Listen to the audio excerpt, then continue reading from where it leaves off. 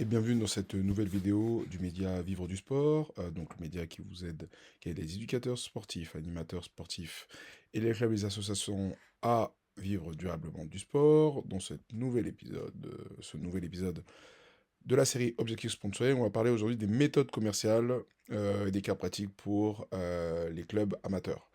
L'idée ici, c'est de donner des outils pour comprendre comment potentiellement, en tant que club amateur, vous pouvez euh, avoir des sponsors, tout simplement, avoir des mécènes, avoir du financement de boîtes privées dans votre territoire. Alors bien évidemment, je vais donner des outils que j'ai mis en place à l'intérieur des structures dans lesquelles j'ai été.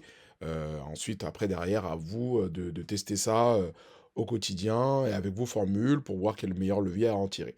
Pourquoi je vous donne cette thématique-là, et surtout quand on est éducateur ou animateur sportif? C'est-à-dire que aujourd'hui, pour développer son poste, son emploi, à l'intérieur de son club, ou même pour faire des compléments de revenus, il faut chercher à développer des compétences. Quand on cherche à développer des compétences, il faut aller chercher des outils et des éléments qui vont faire qu'on va pouvoir créer de la récurrence. On peut le faire de par l'aspect du terrain, notamment avec les niveaux dans lesquels on coach, etc. Et quand on n'est pas forcément amené à coacher sur les très très hauts niveaux, etc., mais qu'on veut quand même être proche de sa passion, on peut trouver aussi des outils complémentaires qui peuvent nous permettre tout simplement de se dire j'apporte quelque chose au club et en même temps je peux y gagner moi-même. Donc d'où cet aspect, sur l'aspect commercial à prendre en considération. Voilà, maintenant que j'ai dit cette introduction, on va avancer plus en profondeur. Donc, sur la démarche, globalement, je vous recommande, dans un premier temps, de cartographier un peu votre club à l'intérieur de son territoire. Est-ce qu'il est au nord? Est-ce qu'il est au sud? Est-ce qu'il est à l'est? Ou est-ce qu'il est à l'ouest? À l'instar de ce que vous avez fait certainement quand vous avez passé votre BPGEPS, ou quand, peu importe la personne que vous êtes quand vous regardez cette vidéo, parce que j'ai dit BPGEPS par rapport aux éducateurs sportifs, je pourrais très bien dire quand vous êtes en école de commerce et qu'on vous demande de faire un état des lieux de...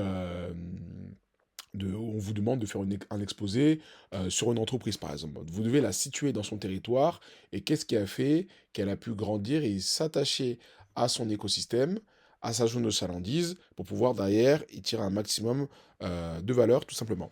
Donc, ça démarre par une cartographie de où est le club, vis-à-vis après des enseignes qui est autour, des acteurs locaux qui est autour. Est-ce que par exemple vous êtes juste à côté de la mairie, ou d'un point de jeunesse et sport, ou d'un point de centre d'animation, ou d'un centre de fitness? Il y a plein de ces éléments à prendre en considération et ça vous pouvez très bien le voir avec Google Maps. Ensuite derrière, qu'est-ce qu'on va réussir à mettre en place? Deux choses tout d'abord. La première chose c'est euh, quels moyens on va mettre en place pour pouvoir toucher les différents acteurs et donc enseignes privées de votre territoire. Il y a les appels et les adresses email. Les appels, très simple, vous allez sur Google, vous tapez le nom d'une boîte, vous avez le numéro, peut-être que vous allez avoir le numéro peut-être du standard ou autre. Ça, c'est le numéro un qui est très simple. Numéro 2, les adresses email. Dans les adresses email, il y a les adresses email génériques, puis il y a les adresses email personnalisées. Donc ça, c'est les deux éléments qu'il faut avoir à chaque fois. Un numéro de téléphone, qui soit de la boîte en général ou le 06 ou le 07 de la personne qui est dirigeante, et l'adresse email précise de la personne aussi qui pilote l'affaire. Surtout qu'on va se rendre compte, au fur et à mesure de notre travail, qu'en fait, ici, on touche des PM ou des PME ou des entreprises individuelles. Donc en fait, finalement, quand vous allez avoir ce genre de boîte, bah, vous touchez les personnes qui vont piloter la boîte généralement. Ou bien elles vont être très peu, donc on peut rapidement avoir accès au directeur. Quand on est dans le sport professionnel, c'est encore différent. Après, parce qu'après, ça dépend si on a une vision locale ou bien nationale, un peu comme les ligues et les fédérations. Parce qu'en fait, quand tu travailles pour une ligue, ça a été le cas moi il y a quelques années, bah en fait, tu dois choper le numéro du DG, donc du directeur général France ou du directeur marketing France. Et donc là, pour avoir son numéro de téléphone portable, c'est encore une autre démarche. Donc là, pour l'instant, quand on est en local, utilisez les ressources que vous avez. Derrière, bah, c'est de faire un mini dossier. Quand on dit un mini dossier, c'est déjà prendre au moins une feuille, enfin un document Google Doc par exemple, et mettre dessus quelques mots sur le club et ses valeurs, définir les catégories d'âge qu'il y a dans le club et quels sont entre guillemets les objectifs pour chacune, définir quels sont les événements présents dans le club au fil d'une saison et la visibilité qui est associée, Le profil des publics, est-ce que c'est un club plutôt familial? Est-ce que c'est un club où, au contraire, qui est très porté sur les enfants, ou très porté sur la filière, entre guillemets, adolescent, et donc potentiellement avec ça une filière d'excellence, ou au contraire, c'est plutôt un projet qui est vraiment global dans le club? Ça, vous devez définir le profil du public, et c'est pour ça qu'on a fait notamment l'aspect sur le persona. En fait, quand vous avez ces quatre éléments, déjà, ça vous fait peut-être quatre slides, ou quatre points dans votre Google Doc ou peu importe si c'est votre Canva, ça vous fait quatre éléments. Vous devez, ça, ces éléments qui sont importants parce que quand vous allez chercher à rentrer en contact avec des boîtes, elles vont dire, je connais ton club ou je connais pas ton club, j'aimerais bien avoir une petite brochure, un petit truc. Et en fait, il faut que rapidement, on puisse comprendre où vous allez. Est-ce que c'est un club qui essaie de tendre vers le haut niveau? Est-ce que c'est un club qui sert juste à vivoter et à avoir deux, trois financements? Et en fait, ça, c'est un élément qui est important à prendre en considération parce que derrière, c'est ce qui va vous permettre de pouvoir construire votre offre. Si vous souhaitez que je fasse une vidéo sur comment on peut construire une offre, proposition commerciale, etc., vous n'hésitez pas. Aujourd'hui, on va plutôt se focaliser sur la chasse. Donc, dans l'offre sur mesure, c'est si je suis en mesure de comprendre quelles sont mes catégories clés et mes temps forts, derrière, quand je vois une boîte lui dire j'ai besoin d'un peu d'argent, pour tel projet, directement le projet, il sera déjà très clair. Exemple, nous effectuons plusieurs activités et animations pour notre école de basket, parce que moi je suis dans le basketball. On a 4 temps forts pendant l'année, et dans ces 4 temps forts, il y a 500 personnes qui sont présentes. Dans ce cas, à vendre ça, c'est déjà plus clair pour un potentiel sponsor que dire on a juste besoin de financement. C'est pas la même. Il n'y a pas la même professionnalisation. Derrière, le fait de proposer un rendez-vous physique, même d'une demi-heure, 45 minutes, 20 minutes, pour discuter déjà avec la personne et après proposer les offres. Euh, c'est un élément clé, mais je ne vais pas rentrer en profondeur tout de suite. Et ensuite, forcément, avoir peut-être un élément suivi avec un Trello ou un document Excel ou Notion avec les contacts, les relances et les potentielles signatures qui ont été mises en place. Ça, c'est donc des éléments globaux sur la méthodologie de la démarche. Allons plus loin maintenant. Quand on va aller plus loin maintenant, on va parler de quoi? Créer la culture, on va dire, du réseau dans le club, où chacun peut contribuer à son niveau. Ça veut dire quoi? Ça veut dire que à l'intérieur du club, vous êtes peut-être à une ou deux poignées de main de la personne qui vous donnera 10 000 euros, de la personne qui vous donnera 20 000 euros, ou des personnes qui, en cumulé, vous donneront 5, 6, 7, 8 000, 10 000 euros. Et en fait, le fait est que quand on est dans une démarche qui est club, au-delà de l'aspect subvention, au-delà de l'aspect buvette ou autre, quand vous êtes en mesure de comprendre ça, ça permet tout de suite de se dire, ok, tout le monde a de l'importance dans son club.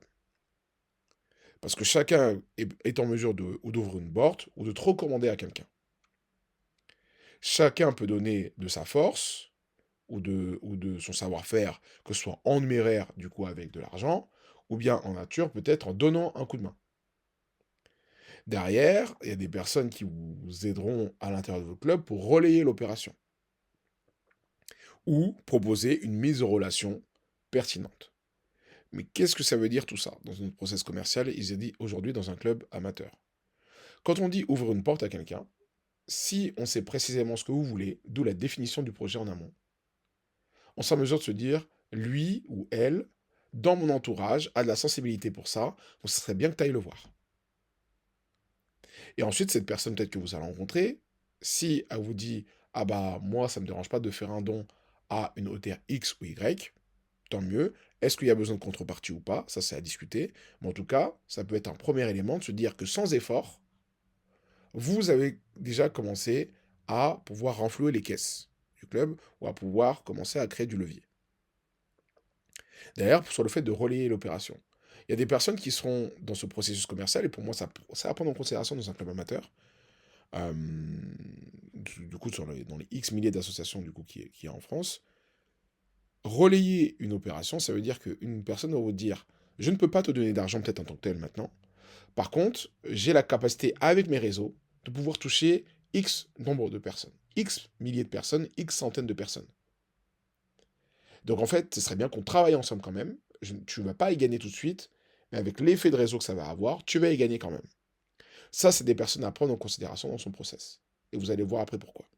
Et après, par rapport aux mises en relation, c'est-à-dire que les personnes que vous allez pouvoir, avec qui vous allez pouvoir discuter sont parfois à un certain niveau. même dans les catégories socio-professionnelles, ou dans leur rôle par rapport à leur direction, leur boîte ou leur société.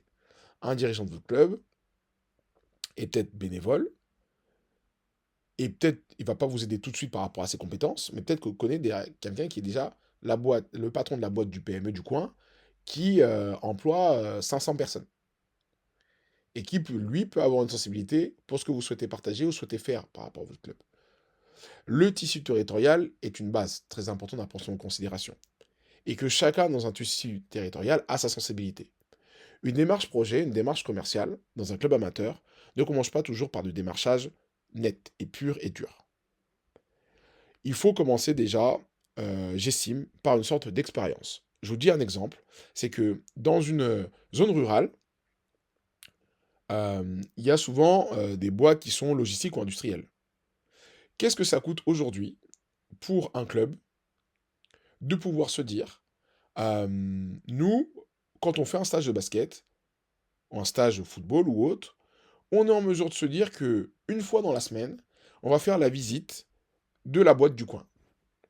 Parce que peut-être que la boîte du coin, si elle est en lien avec les jeunes de votre club, déjà ça fait des connaissances en plus, et peut-être que demain, vous pourrez placer les jeunes de votre club en job d'été dans la boîte du coin. Donc les jeunes du club vont se dire, il y a double bénéfice. Un, je me fais un peu de thune en plus. Deux, ils connaissent mon club. Donc peut-être que potentiellement, la boîte dans laquelle le jeune du club a fait son premier job, peut-être que demain, elle va l'embaucher. Peut-être que demain, elle va lui permettre d'avoir une formation.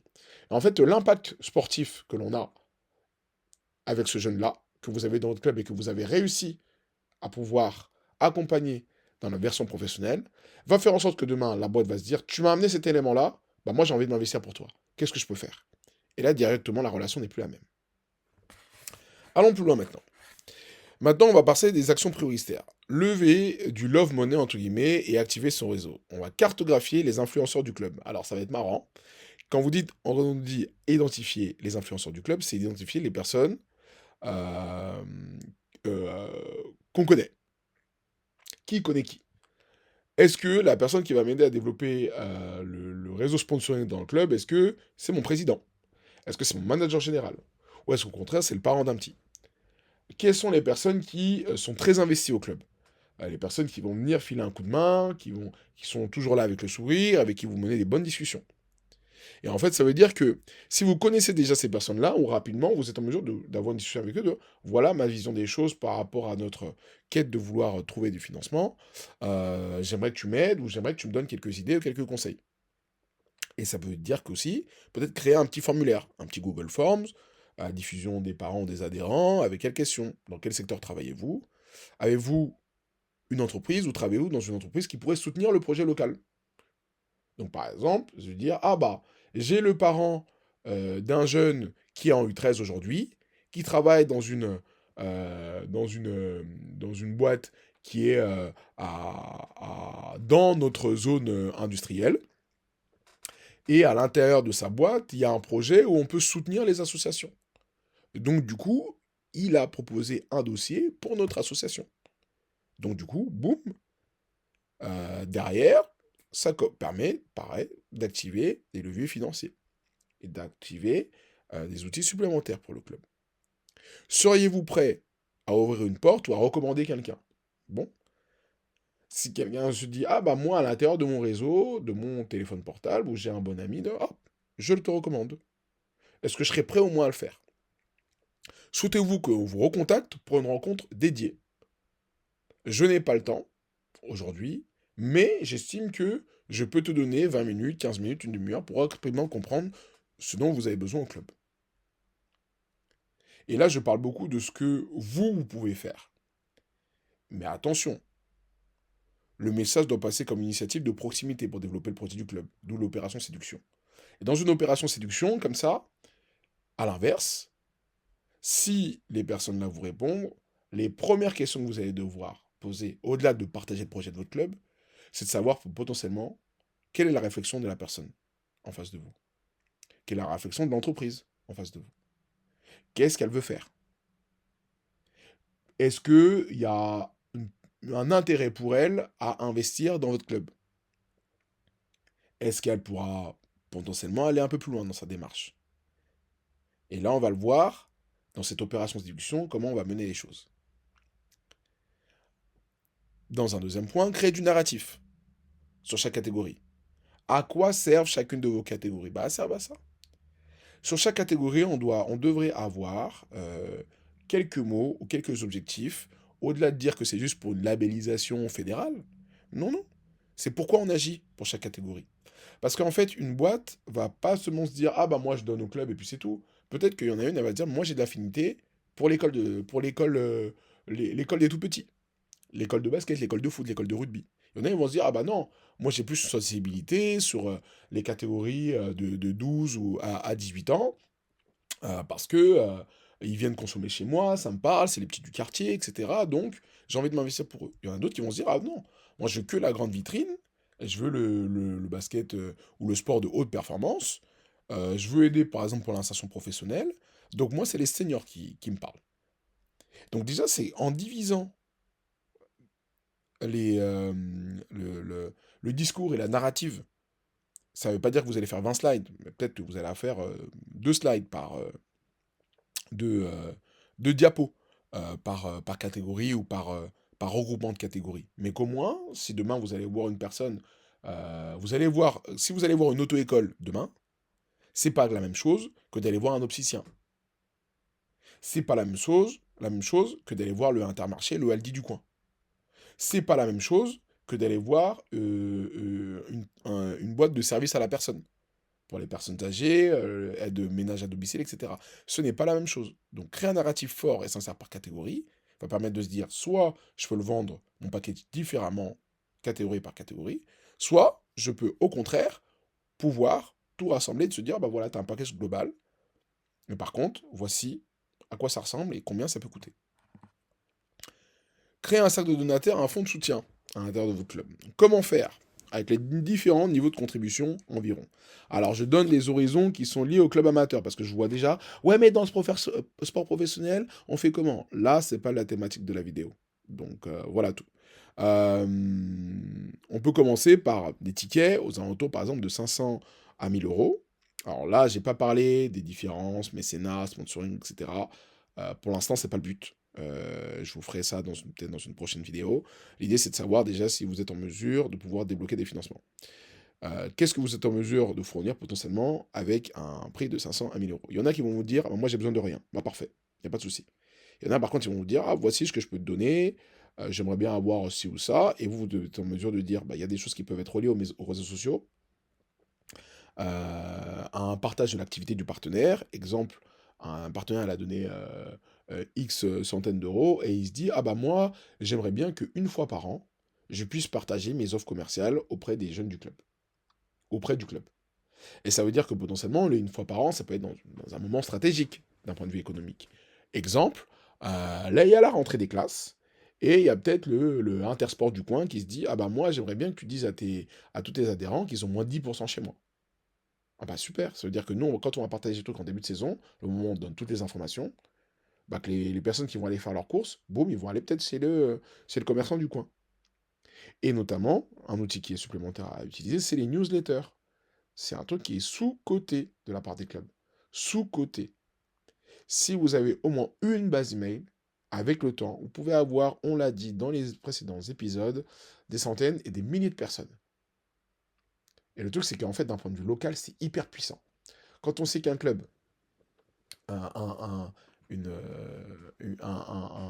comment dirais-je, une boutique, se dit, bah, si je m'associe à ce club-là, potentiellement sur sa base email, il y a 5, 10 000 personnes, et qu'en plus, maintenant, avec les différents outils et canaux qui existent de nos jours, on peut très bien segmenter à quel type de personnes on va envoyer les messages, etc., bah, c'est nickel. Et d'ailleurs, quand on va aller un peu plus loin, c'est-à-dire qu'il y a les aspects partenaires officiels, etc., présence physique sur les événements et autres, donc on peut aussi segmenter. Partenaire majeur, on va dire entre 3 et 10 000 euros par an. Qu'est-ce qu'on peut mettre en place avec ça? Visiter maillot, affiches, sites ou d'autres activations un peu plus profondes si vous faites des actions sociétales. C'est ça qui vous fera en sorte que derrière, euh, les ambassadeurs de votre club seront de façon plus précise où vous voulez aller et ce que vous voulez mettre en place. Et c'est toujours encore dans cette initiative de proximité. Apportez de la valeur à vos commerçants pour que derrière, ils vous en donnent à vous. Différentes actions potentiellement à mettre en place. Les stands sur les événements, avec une cible parentale ou des enfants. On peut distribuer à ce moment-là des échantillons, on peut parler à un public qui est affinitaire, on peut collecter des bases email, on peut faire plein de trucs. Et en fait, tous les éléments que je donne dans les types d'opérations doivent être à destination d'une cible précise. Et après, définir des intérêts pour l'entreprise. C'est un triptyque. L'un ne va pas sans l'autre. Si vous demandez à quelqu'un d'être présent sur un événement, il faut savoir qui y a. L'entreprise va vous demander qui y a-t-il à cet événement-là et qu'est-ce que j'y gagne. Si la cible n'est pas cohérente avec le positionnement de l'entreprise, pourquoi elle viendra à votre événement? Ça ne fait pas de sens. Si les objectifs de votre événement ne correspondent pas à ce que souhaite l'entreprise, ça ne fait pas de sens. A contrario, si tout est cohérent, exemple, je suis une entreprise de service à la personne, je souhaite toucher des parents pour qu'ils puissent investir ou connaître mes services, je vais peut-être aller dans les activités des enfants pour pouvoir le faire. Il y a différents temps pendant l'année. À ces moments-là, je peux être présent pour distribuer des échantillons, pour discuter avec les personnes, pour montrer ce qu'on sait faire, et derrière collecter des bases email. Et donc ça va être peut-être un premier point de contact pour pouvoir avancer. Les jeux concours, du coup, c'est pareil, ça marche toujours, ça, ce genre de truc. Les goodies, même chose. Parrainer un tournoi, toujours intéressant, parce que surtout sur les catégories U13 à U18, ou U21, on cherche un peu, entre guillemets, l'aspect sportif et à valoriser une sorte d'image, et à être attractif. C'est ces catégories-là aussi où il y a du monde. On cherche à connaître les résultats. Quand vous avez des U18 qui jouent au meilleur niveau, même national, ou des U15 pareil, bah, on veut suivre c'est qui sont les prochaines pépites. Donc c'est elles qui généralement ensuite font le plus d'engagement sur les plateformes sociales. Parce que ça correspond typiquement au même âge. Donc ça c'est important à mettre en valeur. Les autres offres croisées avec les boutiques, etc. Ça c'est un élément aussi à prendre en considération. Ensuite, bah, le sponsoring staff, l'insertion professionnelle. Forte valeur symbolique. J'avais parlé avec une boîte qui me disait ah bah moi par exemple je peux pas te donner d'argent. Par contre ce que j'aimerais faire c'est que peut-être j'effectue un stage par rapport à notre thématique. Exemple, c'était un truc sur la conduite. Et il me disait, ah bah, je peux venir chez toi et faire un petit stage. Donc le stage serait payant, mais ça pourrait faire une rétribution avec le club. Et en plus de ça, moi ce que j'aimerais, c'est peut-être qu'un de tes gars là, qui est peut-être au chômage aujourd'hui, bah on le forme pour qu'il devienne moniteur auto-école. Parce que j'ai créé un organisme de formation. Donc le dirigeant de la boîte m'a dit ça. J'ai dit, mais super intéressant. Super intéressant. Donc après, il faut le partager à ton comité de direction, etc., au club. Mais en tout cas, c'est super intéressant. Et en fait, c'est une valeur symbolique et citoyenne. Je participe à l'insertion professionnelle des gens. Et en plus de ça, j'apporte une plus-value au quotidien des adhérents et des acteurs localement. Allons un peu plus loin maintenant. Organiser une soirée réseau, un petit déjeuner décideur au sein du club ou de votre territoire. En fonction de votre positionnement dans votre territoire, hein, il y a des endroits ou des lieux, voilà, des zones urbaines, Paris, Lyon, Bordeaux, bah, il y a énormément de monde. Et les gens, ils ont plein de trucs à faire, c'est pas évident. Par contre, quand vous êtes un regroupement de village, bah, peut-être en fait tout le monde va se dire, non, mais en fait, le club du coin là, c'est là où on veut être en fait tous les week-ends. Et en fait, ce serait peut-être sympa qu'on fasse une petite bouffe, une petite mission là, avec tous les entrepreneurs du coin, tous les patrons du coin, ou tous ceux qui comptent un peu dans notre secteur et qu'on parle un peu du projet du club. Et qui est le président ou autre, il dit, bah voilà, nous on veut tendre vers ça. Est-ce que si vous pensez que vous pouvez nous aider d'une façon ou d'une autre, n'hésitez pas à nous le dire. Parce que ça va nourrir notre ambition. Et donc du coup, après derrière, cet appel à contribution, cet appel à l'investissement, bah ça a donné des contacts, des experts, des dons, même matériel. Parce que c'est vrai que là, dans ce process commercial, on est dans un club amateur, on a parlé tout à l'heure du numéraire, donc quand on a des sous, c'est toujours bien. Par contre, il y en a, ils peuvent très bien dire aussi, c'est tout à leur honneur aussi, certaines boîtes, hein, moi, donner de l'argent, donner 1000 euros à un club, en fait, moi, je sais pas ce qu'ils vont faire avec. Par contre, si tu me dis que ces 1000 euros-là, je vais payer un jeu de maillot, qu'avec ces 1000 euros-là, Nos petits vont pouvoir avoir des survêtements, des blousons, des chaussures. Bah moi, en fait, je veux bien les mettre, les 1000 euros. Et donc, en fait, c'est là-dessus, ça compte. Parce qu'en fait, c'est tous ces besoins qui font qu'à un moment donné, ça pèse dans la balance et dans un budget. Je donne un exemple, hein. Moi, je suis dans le basketball. Chaque année, notre club, on a de la chance, ils payent des ballons. Les ballons, avec les matériaux aujourd'hui, et le coût des matériaux, sont de plus en plus chers. Donc, je dis n'importe quoi. Si tu vas avoir des ballons de qualité, on va dire que tu mets, allez, je vais pas faire le forceur. On va dire que on va prendre un billet de 60 euros pour avoir des ballons de qualité, hein. Et ben, si t'en payes 10, rien que pour renouveler ton matériel, t'en as pour 600 balles. 600 balles, c'est un partenaire. Si demain, tu as un partenaire qui se dit, bon, ok, moi, par contre, je remets au pot.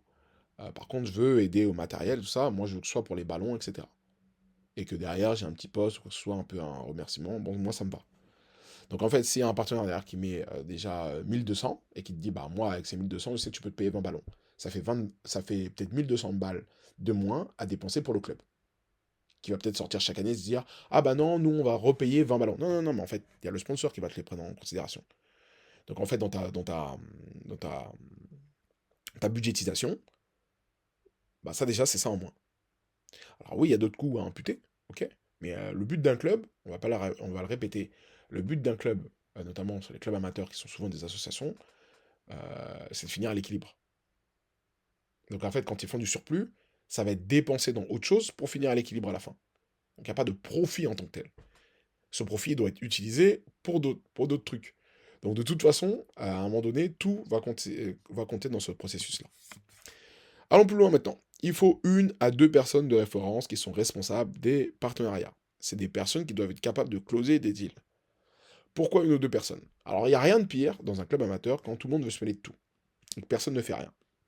En fait, parfois, tu as 1 ou 2 gars qui savent exactement comment il faut faire et tout ce qu'ils veulent, c'est avoir les informations en tant que telles et eux, ils vont faire le boulot en sous-marin. C'est comme quand, bah, je suis désolé, bah, je vais donner cet exemple-là. Vous êtes célibataire, vous souhaitez vous mettre en couple.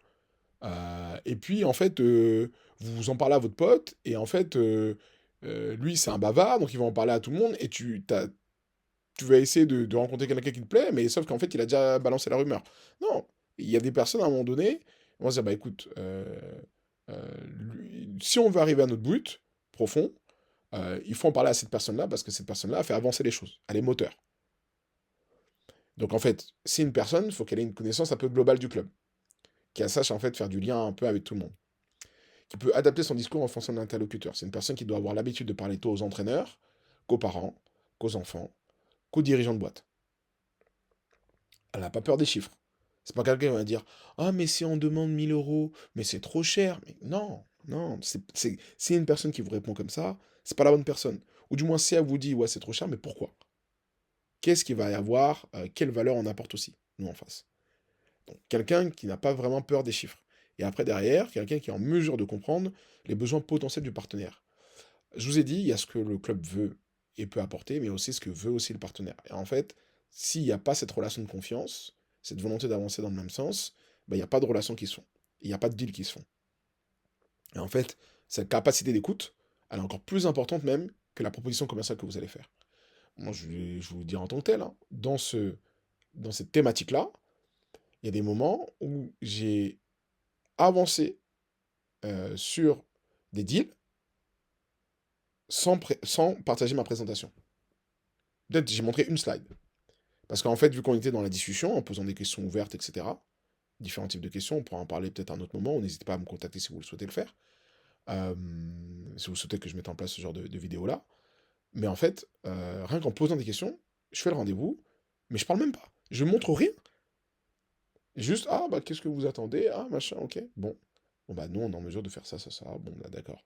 Ah, bah, attendez, j'ai cet exemple-là, voici une slide, machin. J'ai déjà préparé mon coup, etc. J'ai scénarisé la chose pour que tout se passe bien. En fait, j'ai pas même pas montré une slide. Et après, derrière, ça permet de gagner du temps, centraliser les infos, prendre des décisions en circuit court. Ce qui va faire que quand je vais faire mon offre commerciale, quand j'ai fait mon offre commerciale, bah, j'ai pas demandé l'avis à 10 personnes. J'ai demandé l'avis à mon prez, mon GM, s'occupe un peu des affaires, mais me laisse avancer là-dessus. Et derrière, après, boum, le discours il est clair, on fait du lien, et on arrive rapidement à ce qu'on veut. Closer les deals. Et c'est ça qui est le plus important.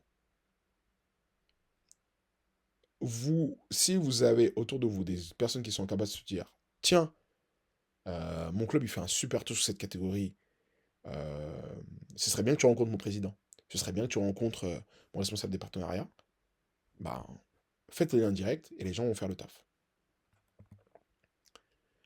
Astuce à avoir, pour faire du lien, et un peu pour résumer les premiers éléments partagés, sur les processus de décision, quand on veut contacter un responsable, notamment PME ou autour de nous.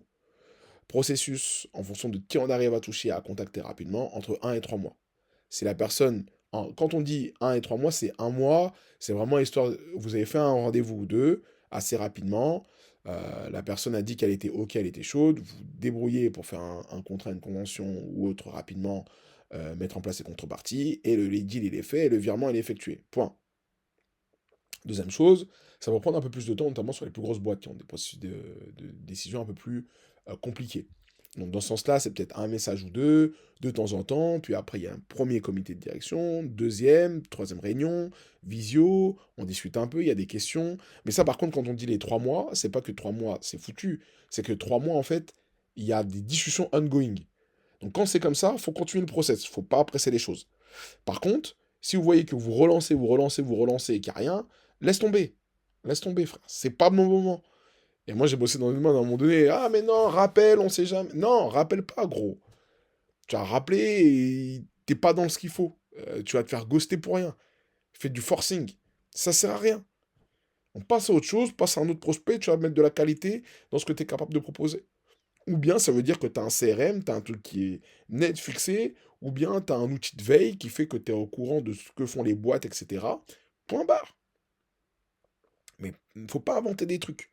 Il ne faut pas surtout pas faire du forceur, parce que quand on est en mode forceur, c'est ce qu'il y a de pire.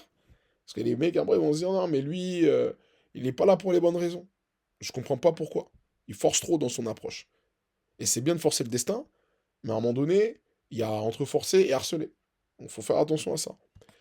Euh, donc maintenant, on va aller un peu plus loin. Donc, par rapport aux actions, impact et priorité, lancer Google Forms, du coup, j'estime que dans un club, si vous pouvez le faire quasiment à l'immédiat, bah, ça, il n'y a pas de souci. En fait, c'est de la prise d'information. Donc ça va. Après, derrière, créer une fiche par projet. L'impact, il est moyen, mais c'est quand même... Quand je dis immédiat, c'est qu'il faut le faire tout de suite. Priorité 1, c'est-à-dire que ça doit être quelque chose qui doit être en process. Donc vous devez le partager au moins à vos dirigeants, ou au moins avoir une idée rapide de ce que ça peut donner. Parce que derrière, c'est ce qui va découler la suite. Hello Asso peut vous aider à avoir une page où vous pouvez centraliser des paiements ou des contacts de référence, etc. Si vous pouvez l'avoir, parfait aussi. Par rapport aux associations, c'est super intéressant. Déployer une présentation, ça c'est une priorité 2, donc c'est après avoir créé des fiches par catégorie et déployer une petite présentation. 5 à 10 slides, ça suffit amplement. Il n'y a pas besoin de faire plus. Si entre 5 et 10 slides, on n'est pas capable de savoir ce que votre club veut, ou où il va aller, ou votre identité, c'est qu'à un moment donné, il faut refaire les choses. Il faut refaire les éléments. Et après, organiser une rencontre, sur les réseaux, etc. L'impact, il est... J'ai mis faible ici. Pourquoi j'ai mis faible? Parce qu'en fait, si vous voulez juste faire une soirée pour une soirée, bah en fait, ouais, ça sert à rien. Déjà, c'est mieux que tu te concentres sur les trucs avant, et puis après, tu vois. Par contre, si tu as un leader sur le sujet, un gars qui est le responsable des partenariats, qui est backé par ses dirigeants, le président, le trésorier, le machin, que tout le monde est autour de ça, pour faire en sorte que ce soit la meilleure qualité possible ce truc, et qu'on est tous un peu dans la même direction, dans la même mentalité de se dire, on va réussir à avoir des personnes qu'on va embarquer dans notre aventure, ça par contre c'est pertinent. Et l'impact du coup il relève, il est un peu plus haut.